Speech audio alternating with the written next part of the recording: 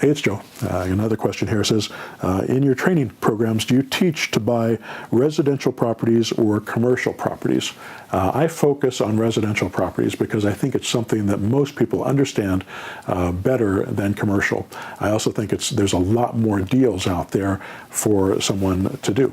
Now, commercial properties, they can be home runs and they can be wonderful, but there's also a lot more to know when you're dealing with commercial properties.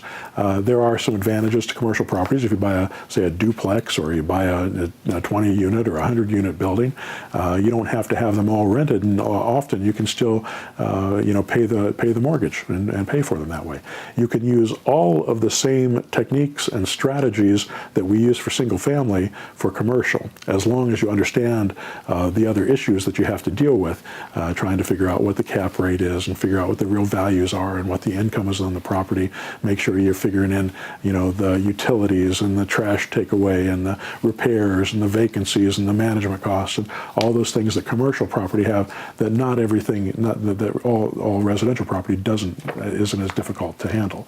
So I would suggest that if you're just getting started, start in residential. There's a lot more deals out there. You're dealing with the less savvy sellers that you still want to treat properly. I'm not saying you're trying to screw people, but there's a lot of people out there that don't know how to handle their stuff. And with commercial properties, there's a lot of guys out there that have problems as well and don't know what they're doing as well. But they started with something in order to buy those properties in the first place, especially if they're large buildings, and they have a better understanding of how that works. And if you're intimidated by talking to them, it's going to be harder for you to put together a deal with them. But if you're not, then you can put together a deal, you can improve their property.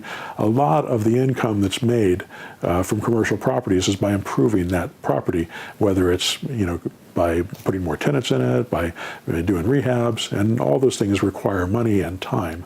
And if you're just flipping properties, residential properties, you don't have any of those issues, and the due diligence that you have to do is much, much smaller on a single-family home that you're flipping than on a commercial property that you're keeping. So keep that in mind as you get started.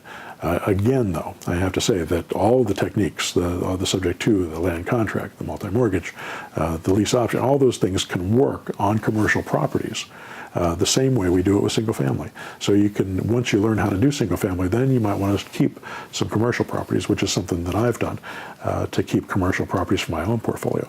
But it's not something that I do as often. All right, and simply because there's a lot more deals with the single families. All right, hope that helps.